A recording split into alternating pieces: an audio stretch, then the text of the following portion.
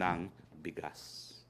So naintindihan po ng Pangulo ang pangangailangan ng taong bayan. Ginagastos po natin ngayon ang kaban galing po sa atin para po mabigyan tayo ng at least pang-araw-araw na makakain habang tayo po ay nasa enhanced quarantine. Now, sang-ayon din po dito sa survey, at nasabi ko na po ito noong nakaraang Webes, no? 80% Pilipino po ay sumasang-ayon na naging maganda ang pagresponde o pagtugon ng pamahalaan sa coronavirus. Nagpapasalamat po tayo sa inyong tiwala. Mahigit 81% sa 10 Pilipino ang nagsabing nasisiyahan sila sa pagtugon ni Presidente Rodrigo Roa Duterte sa COVID-19. Maraming salamat po at doon po sa hindi in agreement, gagawin pa po natin mas mabuti ang ating pagresponde. Lumabas din sa survey na mas bumubuti ang paghawak ng gobyerno sa krisis kumpara sa naunang 4 na linggo. Maraming salamat po. Kukunin ko rin po ang pagkakataon na ito upang ipailam sa ating mga kababayan ang mga hakbang na ginawa ng Department of Science and Technology o DOST ukol sa COVID-19. Una po, meron na pong 2 pag-aaral ang pinondohan ng DOST. Ito po ay para doon sa mga tinatawag na clinical studies. Ang una pong pag-aaral ay pinapatupad po ng Philippine General Hospital o PGH at tinitignan po nito ang potensyal ng virgin coconut oil, no? As a supplemental therapy doon po sa standard medicines na binibigay sa mga pasyente ng COVID-19. Yung pangalawang pag-aaral po na ini-implement po ng DOST Food and Nutrition Research Institute ay mag-i-evaluate po ng epekto ng virgin coconut oil sa pagbaba ng simptomas ng COVID-19. Gaya po ng yung paghirap ng paghinga at yung pag-uubo. Bukod po rito, ay meron rin pong pag-aaral na ginagawa sa isang universidad sa Singapore sa pagkikipagtulungan ni Dr. Fabian Dairit ng Ateneo. Itong pag-aaral pong ito ay para malaman kung ang virgin coconut oil at ang kanyang derivatives ay pwede pong dahilan para umiwas o mabawasan yung pagkakahawa ng SARS-CoV-2, yung virus po na siyang naging dahilan ng COVID-19 disease. Pangatlo po, nandyan din po yung ating pagsapi sa mga tinatawag na World Health Organization Solidarity Trial. Ito po'y bunsod sa kagustuhan ng ating presidente na makipagtulungan tayo sa lahat ng mga dalubhasa sa buong mundo upang magkaroon na po tayo ng vaccine o di naman kaya ay gamot para dito sa COVID-19. Meron na po tayong 4 na gamot na sinasubject po natin sa clinical trial involving Filipino patients. At itong gamot pong ito ay yung chloroquine or hydrochloroquine, remdesivir, liponavir, ritonavir, at interferon. Pag-4 na pag-aaral ay may kinalaman po sa herbal drugs. Isa sa tinitignan ay ang lagundi po, yung ating lagundi po. Tinitignan po natin kung paano magagamit ang lagundi ng mga pasyenteng merong COVID-19. Pinag-aaralan din po ng DOST kung makakatulong yung tawa-tawa na tinatawag, no, para po isang supplement sa dengue. Ito po ay titignan nila kung epektibo nga laban sa COVID-19. Now, meron pa pong isang pag-aaral na ginagawa po in collaboration naman with the Philippine General Hospital. Isang biotech group po ang naglunsad ng COVID-19 treatment by the 3rd quarter of this year, no? At ito po ay sinasubject din to clinical trial dyan sa PGH. Ito pong posibleng gamot na ito ay nagnanais na ma-alleviate po yung mga active infections at magbigay po ng short-term immunity or prophylaxis laban sa virus. Abangan po natin itong mga pag-aaral na nagaganap ngayon. So ngayon po, importante na ang ating sundin ang payo ng WHO, test, test, test. Kasama natin ngayon ang pribadong sektor dito sa ating layunin na mag-test, test, test. Ito po ay dalawa na pong grupong pribado ang nakikipagtulungan sa ating gobyerno. Isa po ay isang grupo na kasama po ang ADB, ang Unilab, at ang Metro Pacific, ang Ayala Corporation, ang Philippine Red Cross, at siyempre po ang Department of Health. Ang kanilang layunan po ay para magsama-sama to ramp up testing. Meron din pong isang programa ang pribadong sektor na ang tawag ay Project ARC. Mamaya po, kasama po natin ang ating Presidential Advisor for Entrepreneurship, Mr. Joey Concepcion, at ang Medical Advisor ng Project ARC, si Dr. Mingita Padilla. Pero sa ngayon po, ang mabuting balita rin po ay meron na tayong 15 We Heal as One centers. Libre po sa mga kababayan natin ang mga facilities ng We Heal as One centers. Libre po ang board and lodging, libre po ang gamot, at libre po ang paggamot. Sa ngayon po, meron na po tayong 400 OFWs na patuloy po na nakatira sa We Heal as One Center sa World Trade Center, no? Para po sa kanilang 14-day mandatory quarantine. At ang mabuting balita po, ng isang linggo, yung kauna-unahang pasyente na nakalabas po sa We Heal as One Center sa Rizal Memorial Coliseum, no? Ngayon naman po, meron pang 3 PUM mula sa Tarlac ang pinauwi na mula sa New Clark City. Yung 3 po ay nauna na na-isolate ng 2 linggo sa UP-PGH Polyclinic sa New Clark City. At sila ang kauna-unahang pinauwi mula sa Polyclinic. So ngayon po, kasama natin para naman po sa Project ARC. Unang-una po, si Presidential Advisor on Entrepreneurship, Mr. Joey Concepcion by Skype, at ang medical consultant po ng pribadong sektor para sa proyektong ito, si Dr. Mingita Padilla. PA, nasa linya na po kayo? PA Concepcion? Can you hear me, Harry? Yes, narinig ko kayo, PA. Ano ba ho itong Project ARC? Anong layunin? Sino-sinong nasa likod nito? At bakit niyo po linunsad itong proyektong ito? Anong posibleng effect nito sa ating ekonomiya? So, itong Project ARC, sinasabi namin, itong antibody rapid test kit, no? Itong inorganize namin ng mga private sector para tulungan ang government sa test, no? Ang kailangan natin gawin is how do we open the economy? Yun ang pinaka-issue ngayon, buhay or kabuhayan, no? Pero hindi tayo pipili kung buhay or mas importante or kabuhayan mas importante. Dalawa yan mas importante. So, para mabuksan yung ekonomiya natin, we have to test as much as 28,000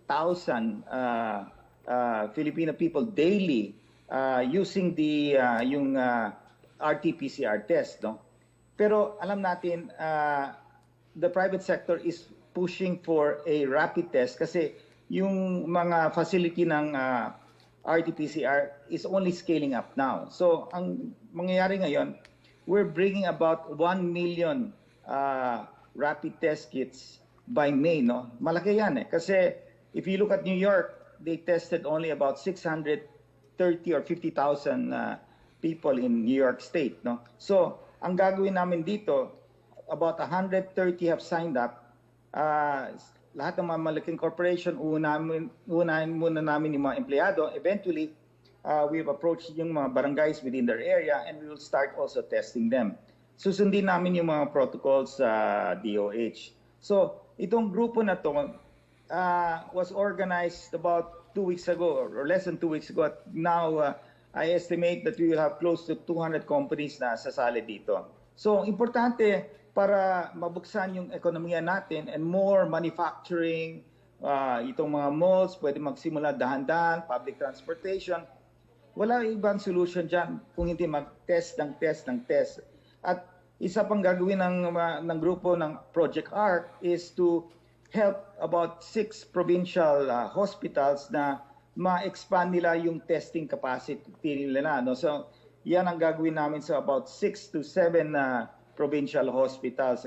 Kasi yung importante rin sa RT-PCR, yung mga those that are found positive under the rapid test will have to go through this RT-PCR for confirmatory. So our whole objective, Secretary, is to really focus on test, and that will give us more visibility. Then the cabinet and the government will be allowed to open up more of the economy. Yun ang kailangan natin, yung kabuhayan. Kasi kung walang kabuhayan, marami rin namamatay dahil sa hunger, dahil sa walang medisina. Okay.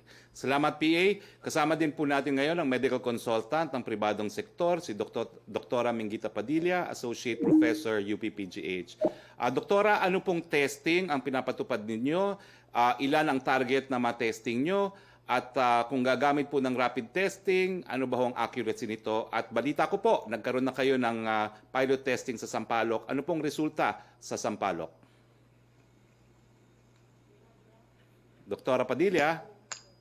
Hello, good morning, Host Folks Harry. Yes. Magandang umaga. Thank you for joining us. Nakikita niyo ba ako mabuti? Opo, yes. Go po. Sige ho. Hindi ko kasi narinig kanina ang sinabi Okay, ang tanong ko po ay ano pong test ang pinapatupad ninyo? Ilan po ang itetest ninyo? Bakit po kayo gumagamit ng rapid tests? At nagkaroon po kayo ng pilot study sa Sampaloc. Ano na pong nangyari doon? Okay. Ang ginagawa ho namin sa Project ARC ay kombinasyon ho ng rapid antibody testing at PCR. Hindi ho either or, pero strategically ginagamit namin pareho kasi alam namin naman na kulang ho yung mga PCR. Hindi naman dapat natin aksayanin sa mga walang sintomas. Pero yung ARC, ang ginagawa ho namin ngayon ay tinatawag na targeted testing. No? Nagsimula na kami sa distrito, District 4 ng Maynila, no? 2 araw na ho, 3 araw na ho, 2 araw lang ho statistics ko. Ang ginagawa ho namin ay hinahanap po namin yung mga high risk sa community, sa barangay. No? So yung mga sinong-sinong pinatesting namin, yung mga na-expose sa may COVID talaga. Yung mga na-expose sa mga presumed or possible COVID, yung mga na-testing na pero wala pang results. Yung mga frontliners, yung mga importante na kailangan ng mga essential workers, mga factory workers, mga police, mga doktor, nurse, marami yan sa mga barangay.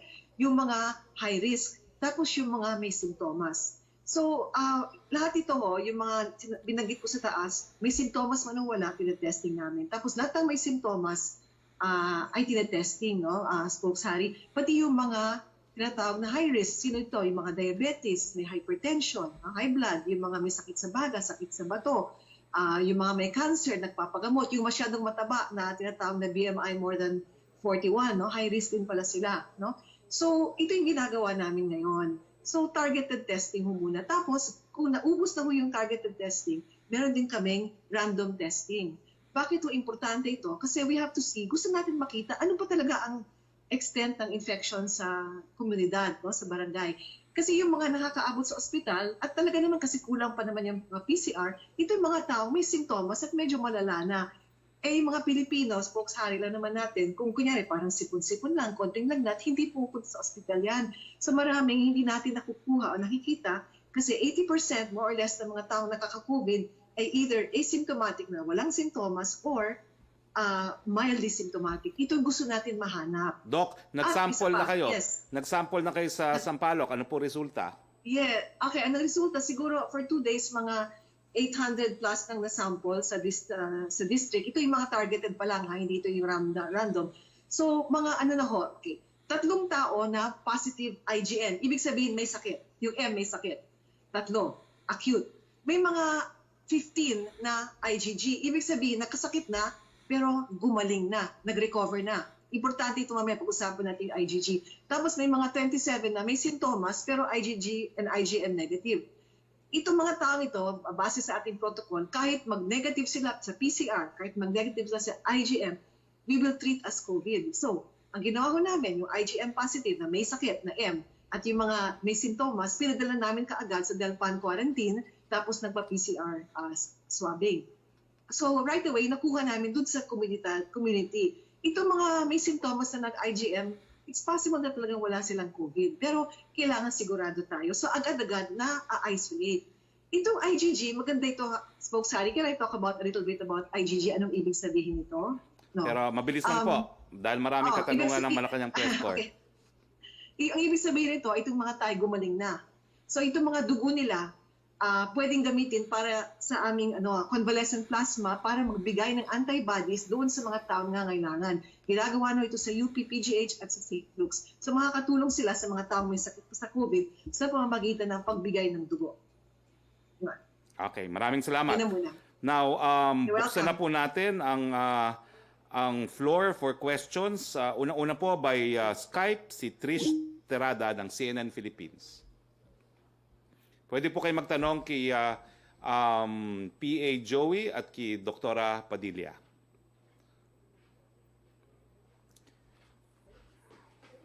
Trish? Okay, wala pa ata si Trish, no? So, si Yusek Roque? Opo. Yusek Roque? Good afternoon. Opo, good afternoon, Secretary Roque. From Belia Carriazo ng Bandera, noon daw pong Saturday, walang bagong kaso ng COVID-19 na inireport sa official Facebook page ng Quezon City kung saan nakarecord ang same numbers of cases dun sa tally nung Friday. Pero sa comment section, nagtatanong ang mga netizens kung bakit may mga dagdag bawas di umano sa mga breakdown sa mga barangay. For example, dun daw po sa Pasong Putik, naging 2 ang kaso from 3. Sa Nova Proper, April 24 daw 8 ang kaso at 1 ang patay, pero Sabado naging 3 na lang at nawala yung dead na 1 namatay. Sa Barangay Paltok, 8 daw po ang dating kaso pero naging 9. So, ang tanong po dito ni Belia, kung ito ba daw ay parang ano daw po yung explanation dito at kung bakit gano'n na nagbabago-bago yung data, Secretary. Ang alam ko po, alas 4 ang cut-off ng DOH para sa lahat ng mga datos sa mga bagong nagkakasakit at posible po na yung discrepancy ay dahil may mga numero na pumasok matapos po ang cut-off ng alas 4. Pero mamaya po sa press briefing ni Secretary Yusek Vergere, binigay ko rin po itong sagot nito dahil baka naman mas may detalyado pang sagot ang DOH. Maraming salamat, Belia. May pangalawang Next question po, Yusek Roque. Opo, nung yung pong nanganak na namatay dahil sa tinanggihan ng 7 ospital, ano daw po ang aksyon ng government dito sa kabila ng mismong si Pangulong Duterte na nag-utos na bawal tanggihan ang pasyente, nangyayari pa rin daw. Hinihingan di umano ng 30,000 na deposit ng isang ospital. May assurance po ba na ang government na may mananagot dito? Meron po tayong Republic Act number 10932, no? Ito po yung Anti-Hospital Deposit Law, no? Na nagpapataw po ng parusa sa lahat ng mga hospital na hindi tatanggap ng pasyente dahil hindi sila makapagbigay ng deposito. Inassure po ako ni Secretary Maynard Guevara na iimbestigahan daw po ang kasong ito at kung kinakailangan, sasampahan sila ng kaso sa hukuman nang sa gayon mapataran sila ng parusa, no? Ang parusa po sa violation ng Anti-Hospital Deposit Law, meron po yung kulong.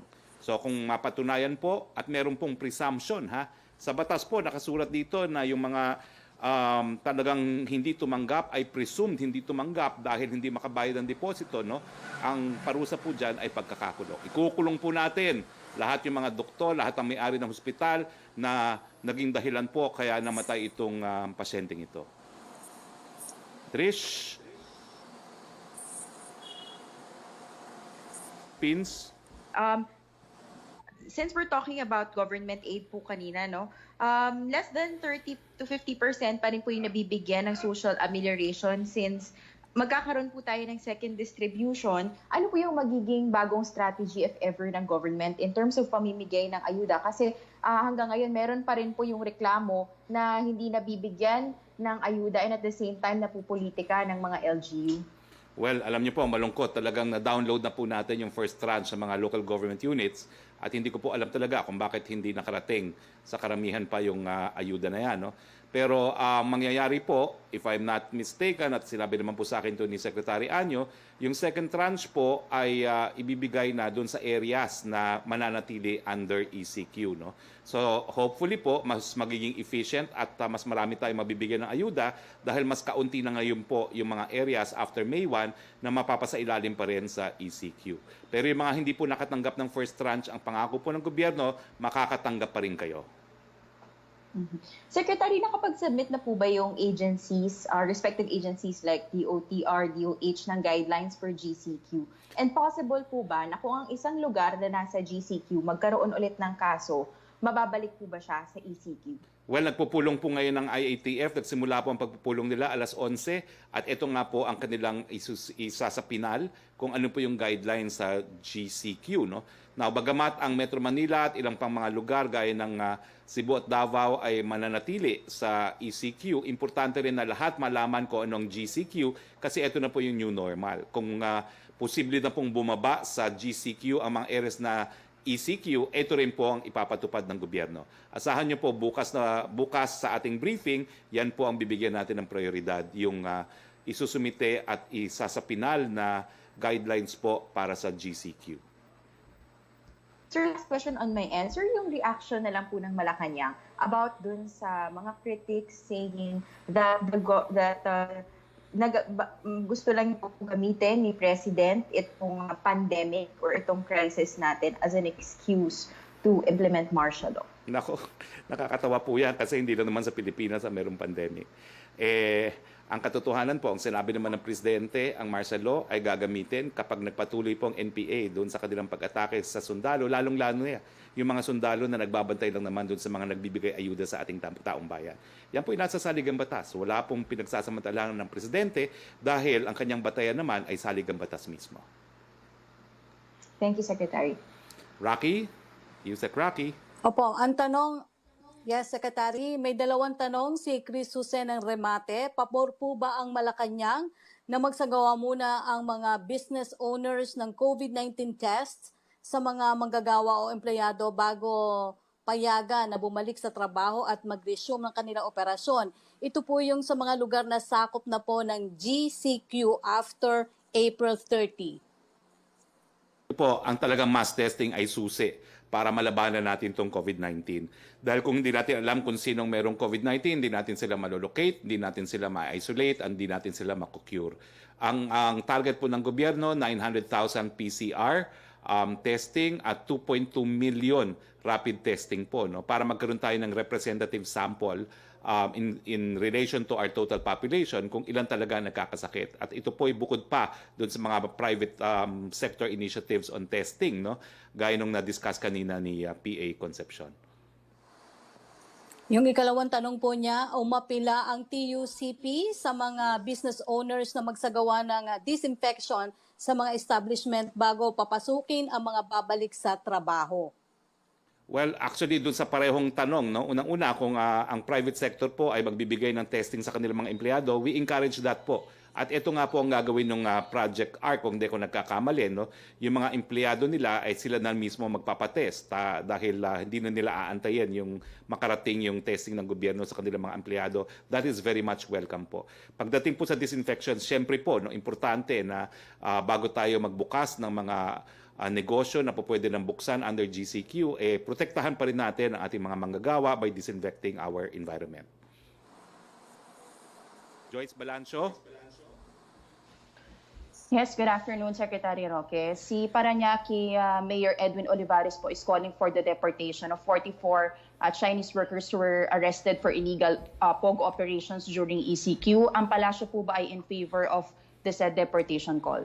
Well, that will be addressed by the Commission on Immigration and Deportation. At sususugan naman po namin ng magiging decision ng CID. No? Ang alam ko po, pinagbabawal yung mga POGO operations at kung meron naman pong dahilan, I'm sure the CID will make the right decision.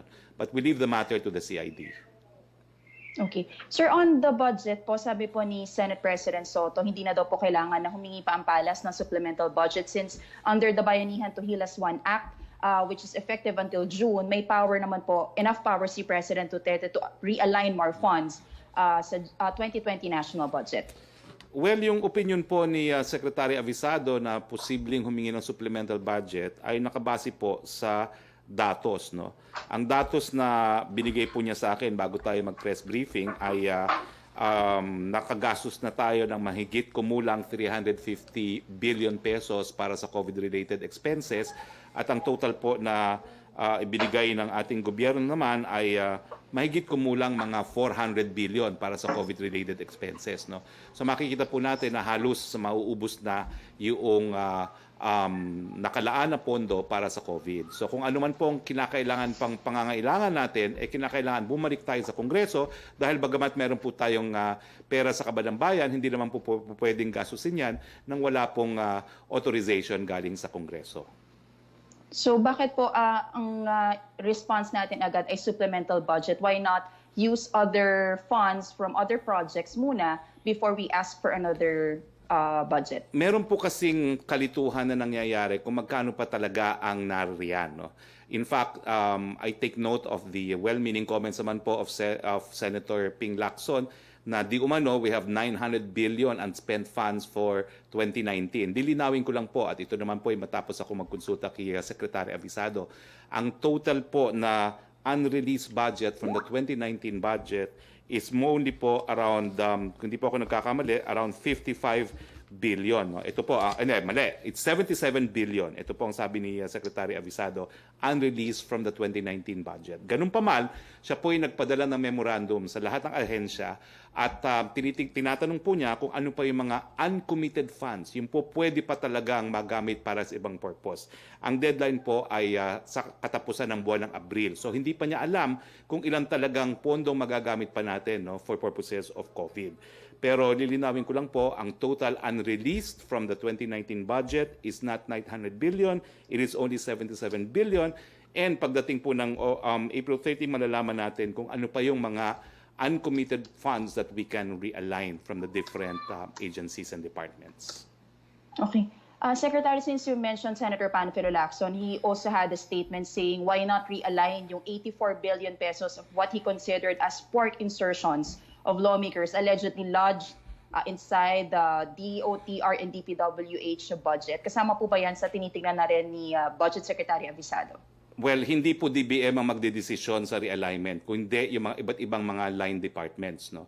So pagdating po sa mga proyekto ng mga senador at kongresista, pinauubayan na po namin yan kay Secretary Villar dahil yan po, karamihan naman ng mga proyektong yan ay nasa DPWH. So iniiwan na po namin ang desisyon kay Secretary Villar kung i-realign niya yung pondo para sa ating mga senador at mga kongresista, yung mga proyektong na-identify na nila. But you will be supporting it po if in case they will identify itong sinasabi nga na 84 billion na under DOTR and DPWH project. Hindi ko pa po masagot yan dahil ang deadline nga po to submit yung mga uncommitted funds is April 30. After April 30, we will have a better picture kung magkano po ang marirealign natin. Okay, last na lang po from me, Secretary. Sabi po kasi ng WHO, wala pa pong evidence that those people who recovered from COVID-19 and have antibodies are protected po for reinfection o yung tinatawag natin na second wave. Given the statement of WHO, how are we adjusting our protocols o yung preparations natin for the extension of ECQ? Kasi I believe isa yung ginagamit nga natin na rapid test kits at ang tinetest po na ay antibodies. So, at sinabi na rin po ng IATF na yung basis nun, kapag may nakita ng antibody sa'yo using the rapid test kits, it's one of the valid reasons for a discharge ng isang pasyente. So, hindi daw po evidence or wala pang evidence na pwedeng sabihin kapag may antibody ka na ay ikaw ay safe from second wave. Well, talaga marami po tayong hindi pa alam dito sa sakit na ito dahil bago nga, no? Pero ulitin ko po, ito po yung naging dahilan nga kung bakit napakarami pa rin lugar sa Pilipinas ay patuloy pa rin po ang ECQ at pagdating naman po dun sa areas na classified as GCQ, hindi pa rin po natin tuluyang binubuksan ang ekonomiya. Dahan-dahan po tayo, alinsunod na rin po sa advice ng WHO. Okay. Rocky? Yusek Rocky? Okay. Yes, Secretary. Ang babasahin ko po yung kay Francis na ng Daily Tribune kasi yung tanong ni Eileen Taliping ay pareho po ng tanong kay Chris Jose na namatay, yung pong namatay na bagong panganak. Ang tanong ni Francis, dalawa po. Sabi ni DSWD Secretary Rolando Bautista na base sa nakaraang pahayag ni Finance Secretary Dominguez at Budget Secretary Abisado dun sa naging briefing na pinangunahan ni Pangulong Duterte noong nakaraang linggo, 45 billion na lang po ang natitirang pondo para sa SAP after magastos na ang 352.7 billion kaugnay ng implementasyon ng ECQ. Ngunit napakarami mga pamilya pa rin ang nagsasabi na wala pa rin silang natatanggap na tulong mula sa gobyerno. Paano tayo nakakasiguro na yung pondong nilalabas ay hindi matutulad o tatahakin ang landas ng parang sa Yolanda? Malinaw po ang babala ng ating presidente. Zero tolerance dun sa korupsyon, lalong-lalo na kung ang pagpepiestahan ay yung ayuda para sa mga naghihirap dahil sa ECQ. No? So uulitin ko po, zero tolerance po ang presidente sa korupsyon. Parurusahan po kayo, hahanapin kayo kung sino kayo at siguradong-sigurado naman po ako, magsisilbing leksyon yan sa lahat na hindi dapat pinagpepiestahan ng ayuda na nakalaan para sa mga naghihirap. Yung second question niya, Secretary, can the government agencies publish, send copies of the detailed list indicating the amount released for COVID-19 response for transparency? Magpapatawag ba ng investigasyon si Pangulong Duterte kung sakaling may korupsyon sa nangyari? Well, sinusugan na po natin yan dahil yan po ay suhestyon, kung di ako nagkakamali, nanggaling kay Senate President Tito Soto. Sinuportahan na po natin yung idea na kinakailangan na for transparency, publish nga ang mga pangalan ng nakatanggap ng SAP at iba pang mga ayuda galing sa gobyerno. Zero tolerance po tayo sa korupsyon. Kung meron po kayong reklamo, iparating nyo po kahit sa amin dito sa Office of the Spokesperson. For-forward na po namin yan for proper investigation.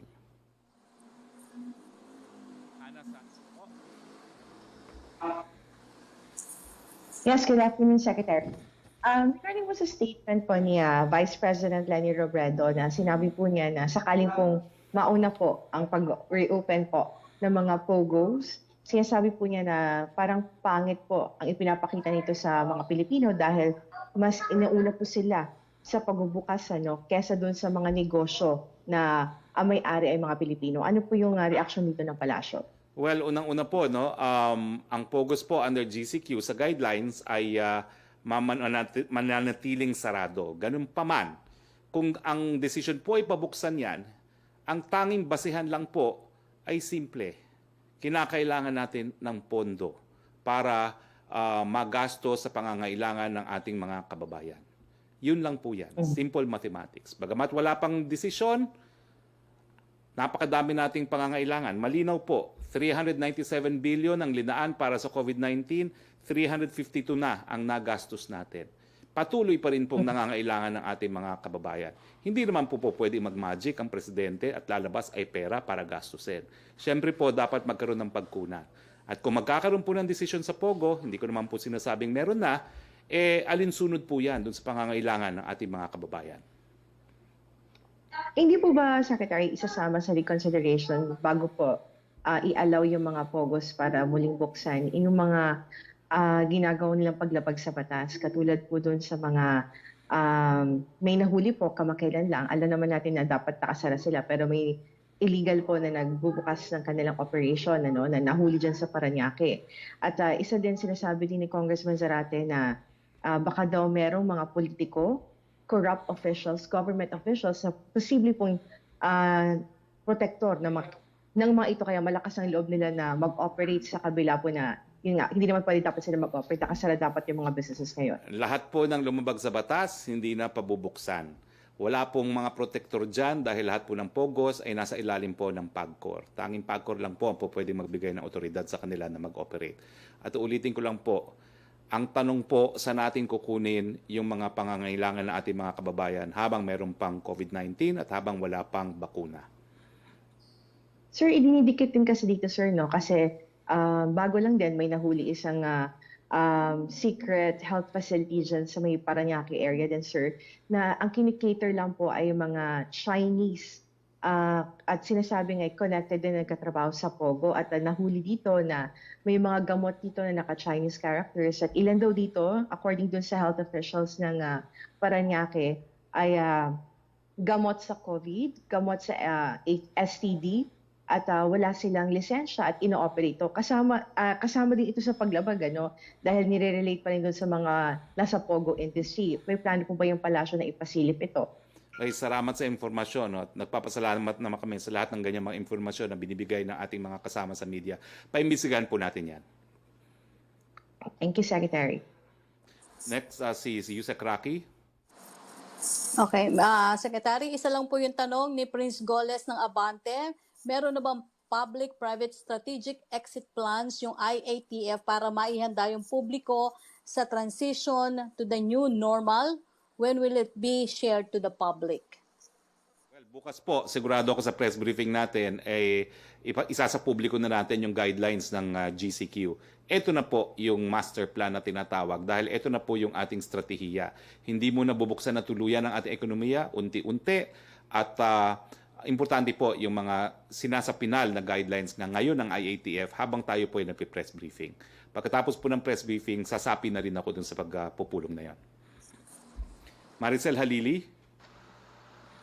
Hi sir, magandang hapon po. Sir, ilang paglilinaw lang po tungkol po dun sa changes ng panuntunan once na ipinatupad na po yung GCQ. Una sa lahat po sir, clarification lang po. After April 30, yung mga workers who belong dun sa sectors 1, 2, and 3 na nakatira doon sa mga areas under ECQ, will they be allowed to cross the checkpoints going doon sa mga provinces or areas na under GCQ if they belong to the sectors 1, 2, and 3? Alam mo, unang-una, tingin ko bihira lang ito maging problemang ito. Kasi kung mapapansin nyo, hindi na nag-distinguish ang IATF doon sa mga Del Sur, Del Norte, mga ganyan. No?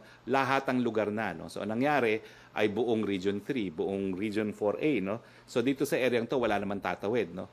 If possible, siguro yung mga tatawid lang dyan, yung mga taga-Region 2 na papunta ng Region 3, at saka wala na po, no? Yung mga karatig lugar lang siguro ng Davao City, Davao del Norte, Davao de Oro, at wala namang karatig na probinsya na para magtrabaho araw-araw ang Cebu Island, dahil island na po yan. No?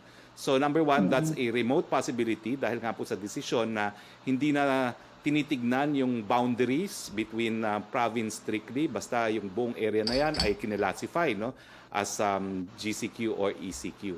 Pero ganun pa man, we will apply common sense. No? Kung meron talagang area, at remote nga po yan, siguro mga areas between Region 2 and Region 3 lang yan, no? Tsaka yung mga surrounding areas ng Mindanao lang, kasi Cebu, Isla lang po, common sense lang po. No? Siguro kung talaga mapapakita nila, nakaratig bayan lang sila, na iba na yung bayan doon, magpakita lang sila ng employment certificate at tingin ko naman po mapapayagan yan. Pero kaunti lang po yan. Sir, when it comes naman po doon sa mga common areas, sa mga condominium, kasi naging issue din siya before, just to clarify lang po, ano po ba ang panuntunan ng IATF when it comes doon sa common areas? Are they allowed to go there dun sa mga condo units? Paano po yung mga maliliit na mga condominium, especially now na sinasabi ng DOH na sunlight is very important para po maiwasan din nila yung virus? Well, ang construction po ng DILG, at narinig ko po ito sa bibig mismo ni Secretary Anyo, common areas of condominiums are considered public places and subject to ECQ. No? Ganun pa man, common sense din po. No? Dahil alam naman natin, may mga areas na may wide open spaces, kung kinakailangan siguro na hayaan naman paminsan-minsan na magkaaraw, basta merong social distancing, ay siguro po pwede naman yan. Pero ulitin ko po, sa condominiums, your common areas are considered public areas and still subject to ECQ. Kung kayo nga ay kung kailangan magpaaraw sa isang common area, hindi po pwedeng magkumpulan pa isa-isa, if at all. Sir, last question na lamang po on my part. Ang base po kasi sa statement ng Labor Department, nasa more than 2 million workers na raw po yung na-displace because of pandemic. I understand na meron pong ginagawa na camp, tulad, at saka po yung AKAP na program for the workers. Pero it seems na less than 1 million pa lamang po yung nabibigyan na tulong ng DOLE, and tumigil na rin daw po sila sa pag-accept ng assistance under camp because of the volume of the applications. And yung sa mga OFWs, nasa 230,000 na raw po yung application. So nag-exceed na siya dun sa target na 150,000. Ano po ang plano natin dito, Secretary? Well, totoo po yan. No? Naubos yung pondo ng DOLE, pero ang pampalit po natin dyan, yung tulong naman sa SMEs, yung 51 billion. Kaya nga po, yung mga nakakuha na ng tulong sa DOLE, isang buwan na lang po makukuha nila dito sa tulong sa SME na 5 to 8,000 din po. Pagdating naman po dun sa tulong sa mga OFWs natin, meron po tayong linaan na 1.5 billion sa mga umuuwing mga OFWs. Sa 1.5 billion po, ang alam ko po, ito ay para sa mga 150,000 workers. No? At nakapagbigay na po tayo ng tulong or mabibigyan na natin ng tulong ang 50,000 na mga repatriated OFWs. Meron pa po tayong tulong para sa 100,000 at kung kulang po yan, hahanap pa po tayo ng pondo para mabigyan ng ayudang lahat ng OFW. Okay, sir, pahabol lamang po. Sinabi po na nasa 45 billion, more or less, yung natitira na lang from the fund based on the DBM. And I understand that we already borrowed money from ADB and World Bank. Given po yung budget na hawak natin ngayon, how long can we afford the extension of ECQ? Well, sa ngayon po, kaya pa naman po natin itong extension na 2 weeks. No? Kasi yung budget naman ang binigay sa atin ng Kongreso ay para sa 2 buwan. Pero uulitin ko po, meron naman pong pera. Kaya lang, number 1, subject na to realignment. At malalaman natin by April 30 kung ano yung mga iba't ibang budget ng iba't ibang line agencies that can be realigned. And number 2, kung kulang pa rin po yan, dahil ang otoridad naman po ay binigay para mag-realign ng pondo, tsaka tayo hingi ng supplemental. Ang sinasabi lang po natin, habang wala pang bakuna, hindi natin alam kung kailan matatapos itong problema sa COVID-19 at kung mauubos na yung binigyang authority ng Kongreso para gastusin ng ekutibo sa problemang ito, siyempre hingi lang tayo ng authority from Congress because meron po tayong saligang batas. No public funds can be spent without approval of Congress. All right. Maraming salamat po, Secretary. Balik tayo kay Roque. Okay, Secretary, isa ang tanong ni Henry Uri ng DZRH. Ano na po ang update sa sinabi ng Pangulo na mabibigyan din ng cash assistance ang mga middle income earners? Kailan po sila makakatanggap? Yung programa na para sa SME employees, no? Isinulong na nga po natin, minove na natin deadline, dati April 30 ang deadline, ngayon po na-move na hanggang May 8 ang deadline para doon sa gustong kumuha ng benefit under the SME program. 51 billion po yan. Apply na po kayo. Joseph Morong? Energy. Yes, Joseph. It's Henry. Sir, okay, 3 subject matters. First, the budget, sir. You said that out of the 400, ay nagastos na natin yung 350, no? Saan po natin ginastos yung 350? Ay, nandyan po yung SAP, nandyan po yan yung iba't ibang ayuda ng DOLE, 2 ayuda po yon, CAP at saka TUPAD, at nandyan din po yan yung SME natin, no? At saka, syempre, yung mga pambili ng mga iba't ibang medical equipment na kinakailangan natin at pumapasok naman po yung mga nabili na nating mga PPEs at iba-iba pang mga equipment. Alright, so sir, yan po ay nakadetalye, no? I was taking... Nakadetalye po yan sa linggo-linggong report na sinusumiti po ng Presidente sa Kongreso. Alright, so kasi sir, kung ino-note ko yung mga discussions kanina, 1.7 sa CAP, 1.14 sa TUPAD, 37 sa SAP, 51 billion sa SME, that will just give you roughly 100 billion, no, na being spent. So, in terms of social amelioration, 250 yung binigay ng Congress, we've already spent, based on government data that we published ngayon, at saka kanina sa Laging Handa, we spent something like 100 billion. So, we have 150 more dapat, in terms of SAP. In terms of SAP po, kasi 2 months nga yung implementation niya, no? 2 months. So, dapat kalahati yung nagastos na. May pang kalahati pa po sa SAP. Sabi, sir, 45 na lang. Well, alam niyo po kasi, in budget parlance, we actually talk of committed, uncommitted, no? So, ito po yung mga... yun yung iba talaga yung pagkakaintindi ng layman kung ano yung nagastos na o hindi. Pero po pwede po yung mga committed na considered na gastos na rin po yan. No? Kasi kumbaga nagawa na yung proseso para mapatuloy na yung pagbili ng pangangailangan. So sir, yung 100, ang layman term dyan is spent already, no? Well, yan po ay actually disbursed. Yung SAP na kalahati has been completely disbursed to LGUs. Correct, sir. Where's the 150? Well, yung kalahati po niyan ay para po sa susunod, no?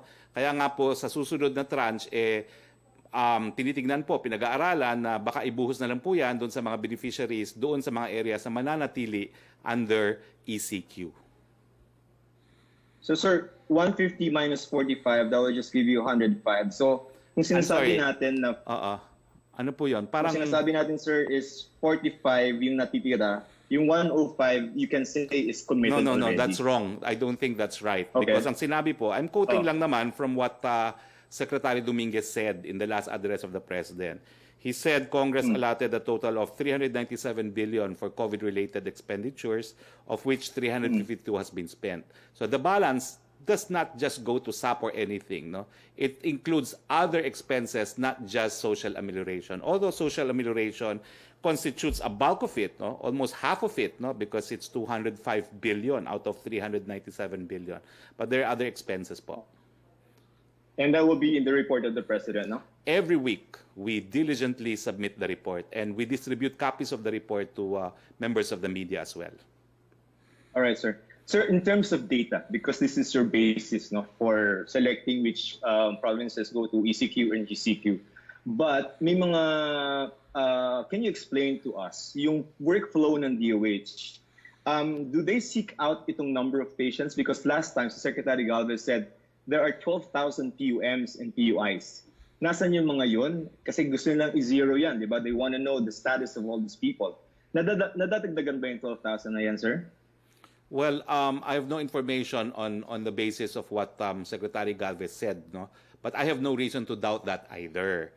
So ang sinasabi lang po natin ay as far as data is concerned, regular naman po yung monitoring ng DOH on actual cases on a daily basis, recoveries, and deaths. Now, yung PUM, PUI, di ba ho, binago na nga natin ang classification. Hindi na po natin ginagamit yung PUM at PUI.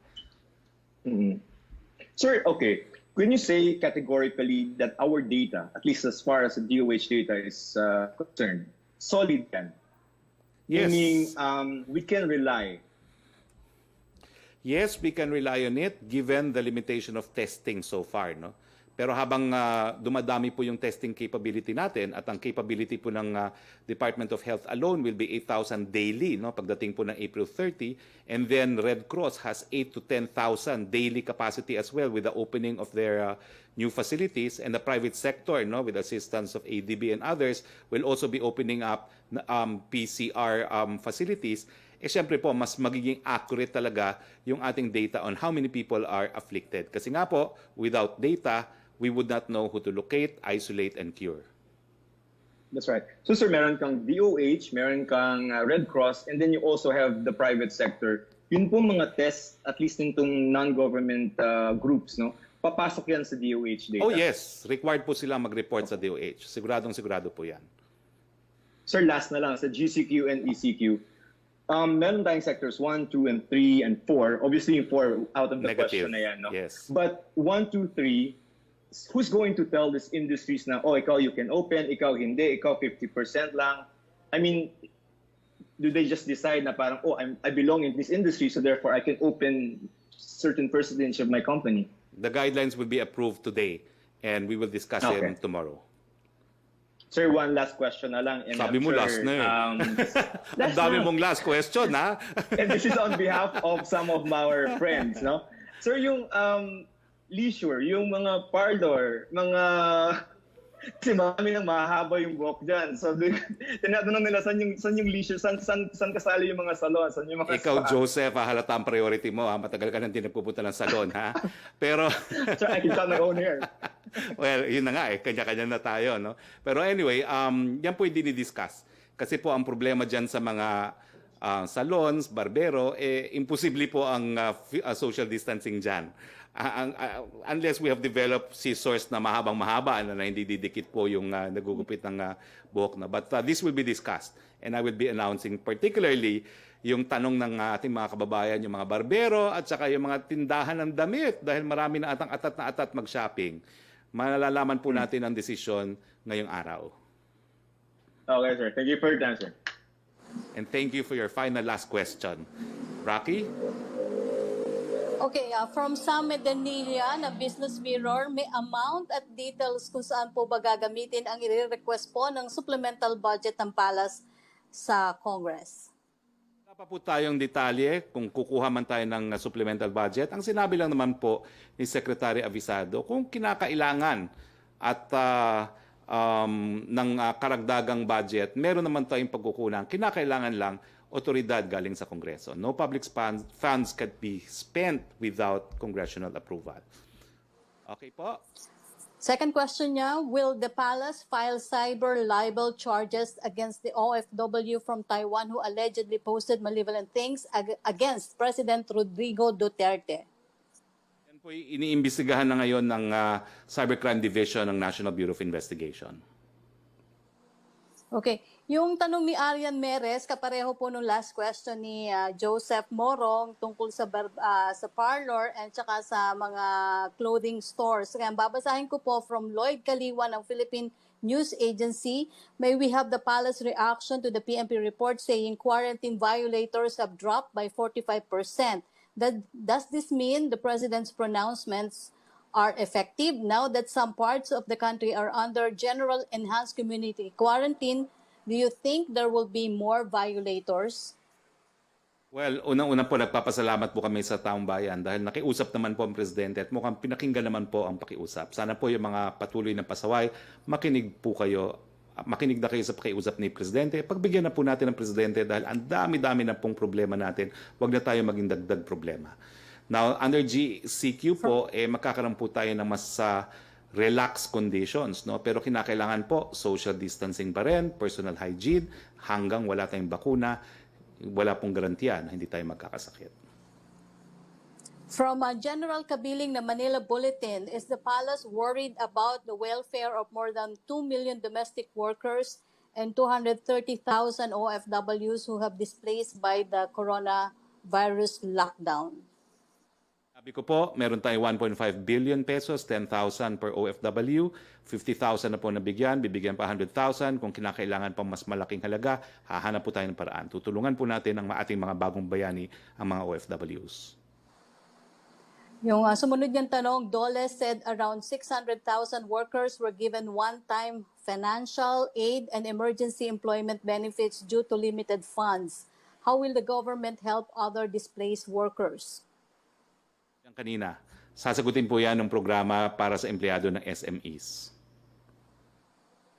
From Vance Fernandez ng Police Files, will the palace consider Senator Panfilo Lacson's expression of support if the president were to declare martial law in selected regions where the communist or MPA operates with disregard for the ongoing pandemic crisis in the country? Of course, we always respect the opinions of particularly of Senator Lacson and particularly on issues concerning national defense and security. Pero gaya ng sinabi ko po, sinabi lang ng presidente, nagbabala siya, pag hindi kayo tumigil, I have the powers to declare martial law. I will not hesitate to use it. At nakita po naman po natin ang nangyari sa Mindanao. Nagkaroon lang po ng martial law sa Mindanao at hindi naman po sa buong Pilipinas. Ang last question from Malu Escudero ng Filipino Star ngayon.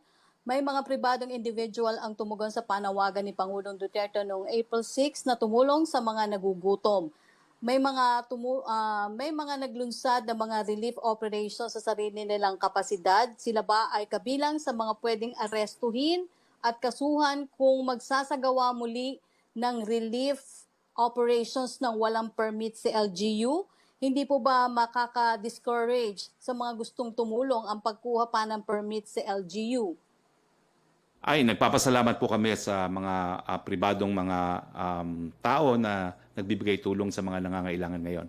Ang pakiusap lang po namin dahil kinakailangan masigurado magkaroon ng social distancing kasi baka naman dumugin kayo, no? Ay makipag-coordinate po tayo sa LGUs. Yun lang po ang aming pakiusap.